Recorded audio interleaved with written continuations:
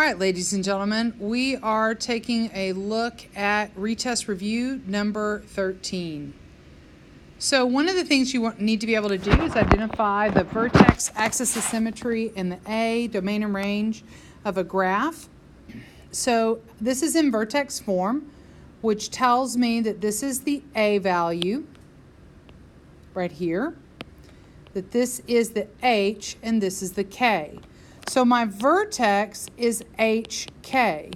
One of the things I remember is that the H is the opposite of what's in the formula, so it would be -3, but K stays the same, so it's -5. My A value is right here at -2, so A equals -2. Now the reason why that's important is because if A is negative, then my parabola opens down. My axis of symmetry is the x-axis of the vertex, or is the x value of the vertex, so my axis of symmetry is x equals -3. And the domain for a quadratic function is all real. Unless they give you a picture where they've given you only parts of the picture. Now you're going to go to your graphing calculator, and in your graphing calculator you're going to type in, oops, that didn't work out very well. You're going to type in this equation. When you do that, you get a graph that looks like this. Now, I don't want you to just hear me say to do that. Please go actually do that in your calculator. Now, taking a look at number 2. Again, we're in vertex form. So that's our A value. So A is 3. That means we're expecting our parabola to open up. This is the H of our vertex. Remember, the vertex is HK. And the H value is the opposite. It's -4 in here, which means when I put it in the vertex, it's going to be 4. But K is going to stay the same. K is -1, so it will stay -1.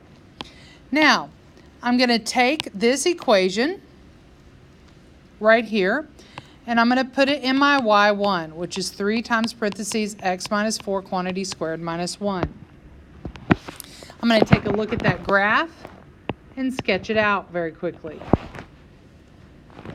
The axis of symmetry is the x value of the vertex. The axis of symmetry is the x value of the vertex. That is right there. The range is the y value, so it's going to be y and -1. If I were to think about this as my post-it note right here, is my graph above or below? Not the post-it note, the graph. Is the graph above or below?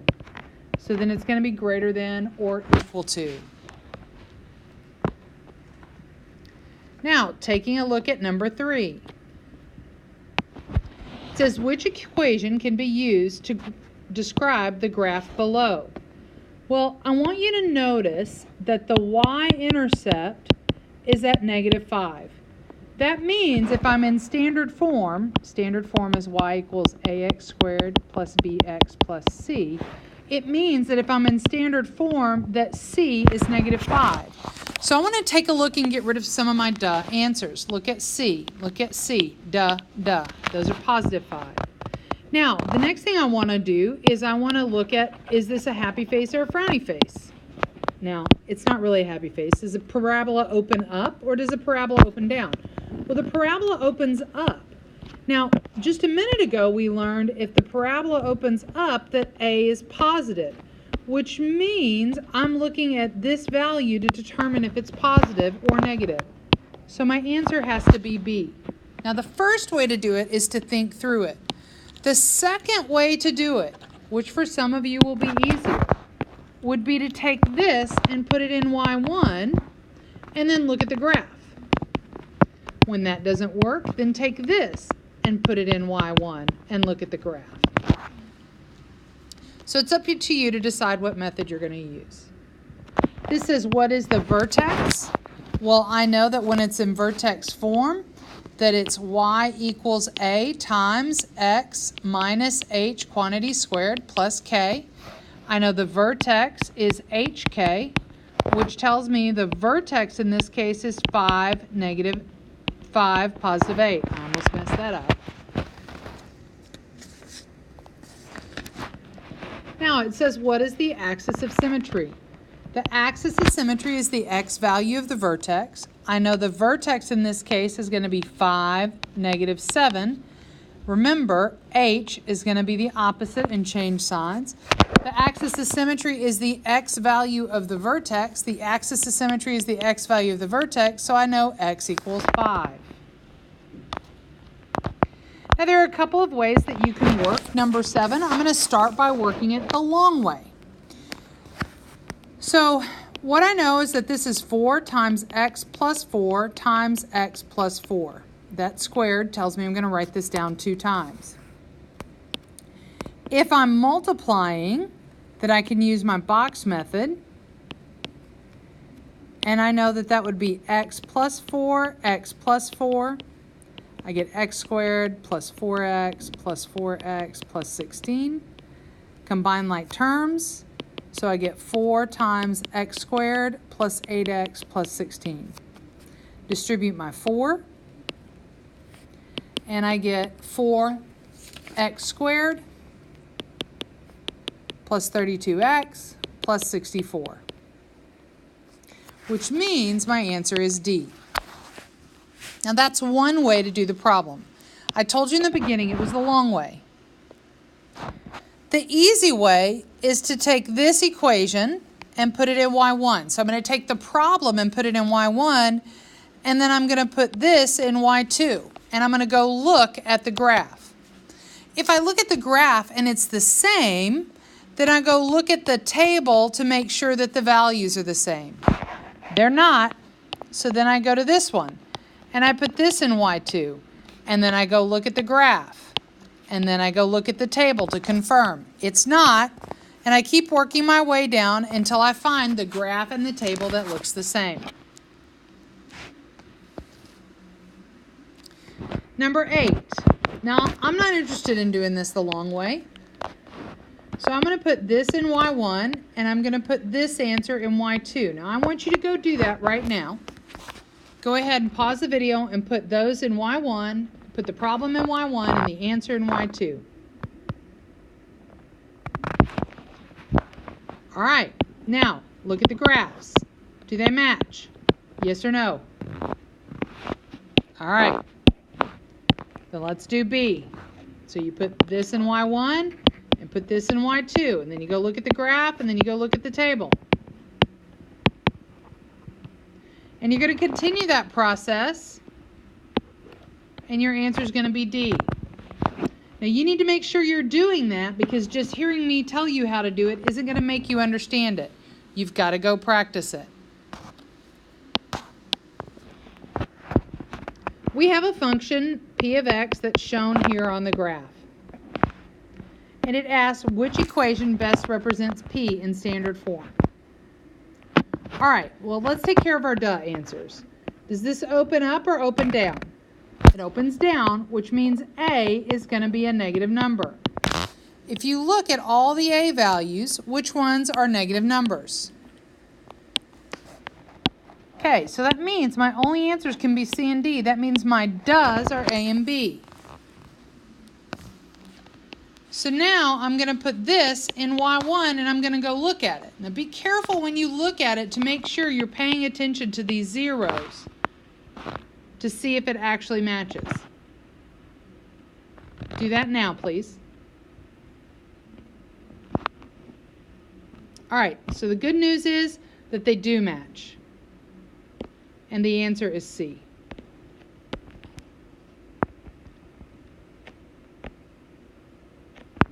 Now 10 is a tricky question. It says, which quadratic function in vertex form can be represented by the graph? Here's our vertex. So I know my h is -1, which means inside the parentheses, it's going to be +1. And I know my k is 3 because h changes signs, right, whenever you go in or out. K equals 3, which means it's going to be +3. So before I even continue reading, I'm going to stop and take a look at. I'm looking right here, plus, nope, duh, and I'm done. Now, in theory, you could also stop right here and know that the answer is A. But I want to keep going because I know what the retest looks like, and I want to make sure you understand how to do it.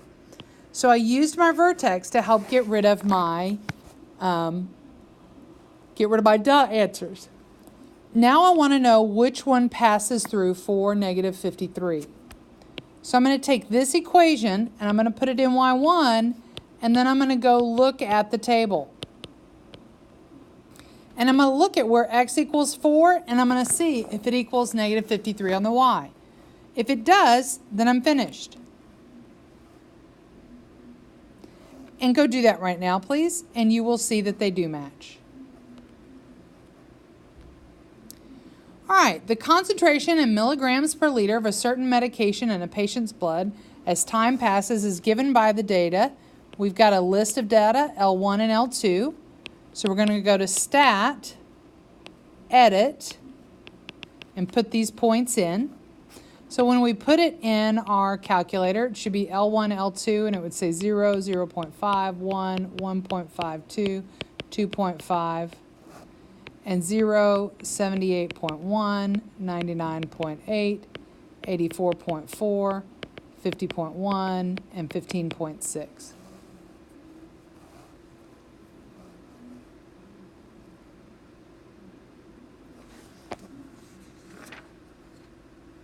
And when you put that in your calculator, I want you to do a regression. You need to make sure your diagnostic is on. In order to turn your diagnostic on, you're going to press Mode, arrow up till it says Diagnostic.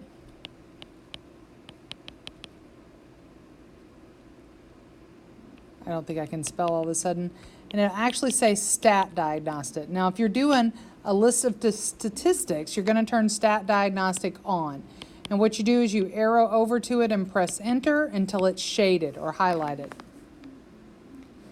Then you're going to do Stat Calc. We're going to start with a linear regression. When you do the linear regression, Stat Calc Lin Reg, you get an R squared of 8.17 times 10 to the negative fourth, and you get an R of negative 0.02. Now this is actually this number. All you had to do, if you remember from your chemistry or from your science class, is move it back 3 spaces. So is that a good R squared value? Is it close to 1? The answer is no, it's not. So I'm thinking that's not linear. So now I'm going to do a quadratic regression. So I do Stat, arrow over to Calc, and arrow down until I see quadratic regression. Now when you do that quadratic regression, you get an R squared of 0.921. This is good. That's a 92% match. So you're going to write that equation down, and I want you to give me 3 decimals. So you would say y equals negative 56.214 x squared plus 139.312x plus 9.35. My apologies. Question 12.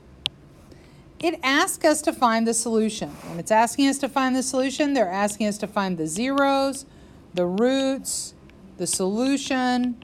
They're asking us to solve it. And they're asking us to find the x-intercept. Those are all the same thing. Now, if I need to find the solution set, then I need to make this so I can set it up so that it equals 0. So I have x squared minus 64 equals 0. I'm going to add 64 to both sides. I get x squared equals 64. I'm going to take the square root of both sides because taking the square root is the opposite of squaring. So I get x equals plus or minus. In your calculator, if you do the square root of 64, you get 8. Now I want you to be careful. That means I can write my answer like this with these squirrely brackets. That means, or braces. That means solution set. Or I can say x equals positive 8, x equals negative 8. Or I can say x equals negative 8 and 8. All of these are okay as far as notation goes. I'll tell you on the retest, you're going to see something like that. Now, it's not going to be, the answer may or may not be 8, but that's your idea. Now, that's the first way to do it. That's just using what you know about squares. Now, the other way to do it is to put this in y1 and then go calculate the zeros. Okay, so it'd be stack, calc, 0, enter, or left, enter, move to the one you want, right, enter, and so forth until you get the answer. You just have to make sure you find both of them, because you're going to have one at 8 and one at -8. Will look something like that. And you've got to make sure that you find both the left one and the right one. And you'll get 8 and -8. Okay? Now that's it for our Unit 13 retest review. You need to take your retest before March 5th at 4 p.m. That is Tuesday, March 5th. We know that kids that get on this right away actually do better, and you run into less problems. So make sure you're getting help and understanding what you need. Thank you for watching the video today, and happy retesting.